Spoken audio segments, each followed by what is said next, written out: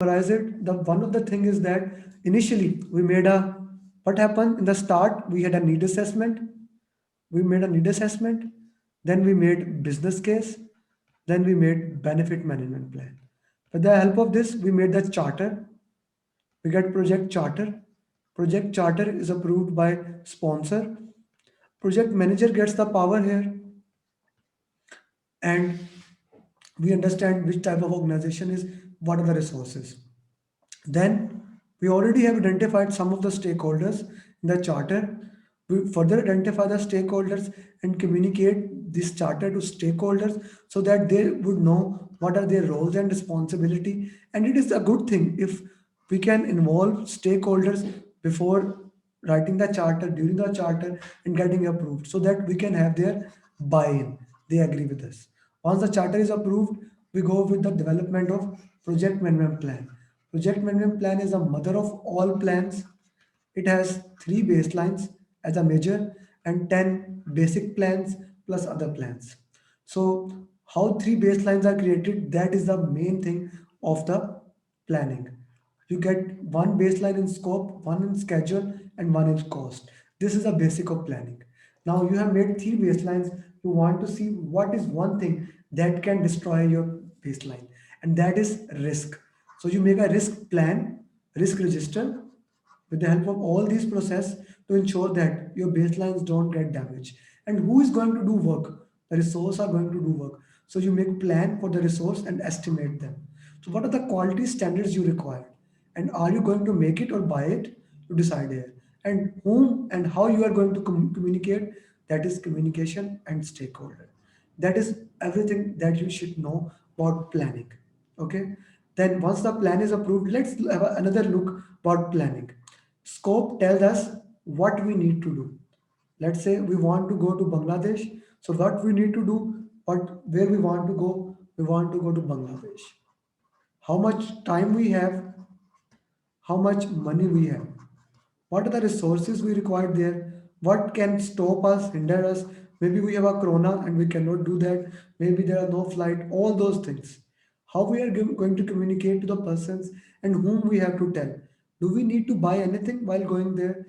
And what are the minimum quality requirements to go there? That's all about planning. Once the plan is done, we get plan approved from the stakeholders and we communicate it to everyone. So once the plan is there, we start working. We make deliverable ads. We produce work performance data, issue log, and change cost are produced here. As we are doing work, we like lesson learned. These are the guys, when you are working, they come to the work and they say, hey, you need to work according to these standard. They are ensuring the quality. They are ensuring that the deliverable is being built with the quality. Okay.